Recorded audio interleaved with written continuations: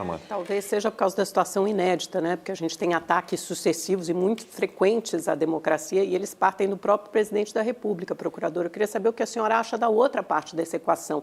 Alguém que é o mandatário da nação, que repete dia sim, outro também, que pode não haver eleições no ano que vem, se o voto impresso não for adotado, que vai para uma live, apresenta uma série de mentiras, teorias conspiratórias que circulam nas redes sociais há anos. O TSE tem que desmentir em tempo real, né, certificando da segurança das urnas eletrônicas, dizendo que as eleições não foram fraudadas.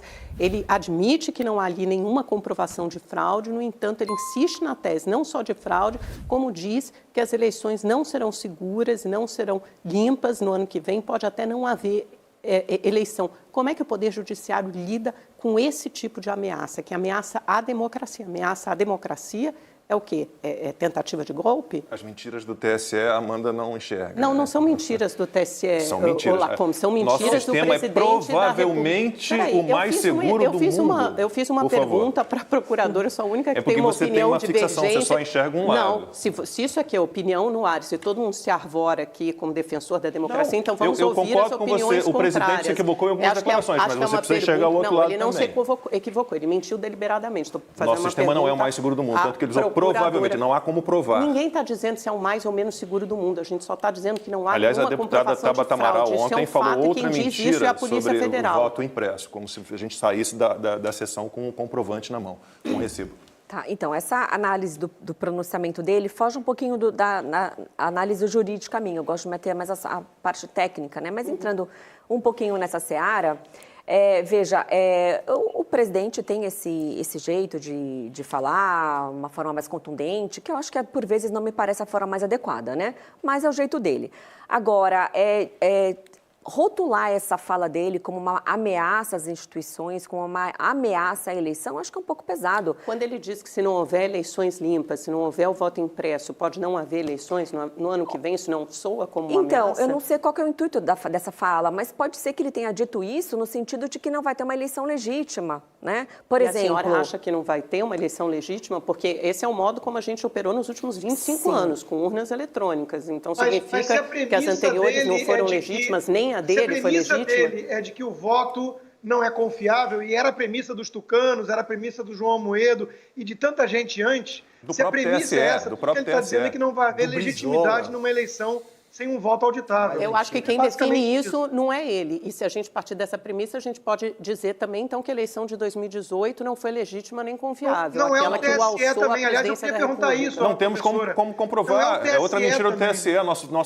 sistema de votação não é auditável, não há como auditar. Há várias etapas de auditagem. Se me permite, voltar para a área técnica, porque a Amanda politizou um pouco e partiu de uma premissa, já que é uma opinião dela. Ah, entendi. Esse não é um programa político, tá bom. Mas eu quero voltar, já que a gente tem uma professora Mas essa questão do voto auditável é técnica. É técnica. Eu queria voltar também para entender as atribuições aos poderes. Porque o Arthur Lira, presidente da Câmara, já deu um recado duro, né, de que a decisão cabe ao Congresso. E o que for decidido pelo Congresso em relação ao sistema eleitoral terá de ser acatado. Então, eu queria entender essas atribuições, porque nós temos notícias aí de ministros do TSE, que são do STF, articulando para pressionar parlamentares contra a mudança, que era uma mudança demandada suprapartidariamente.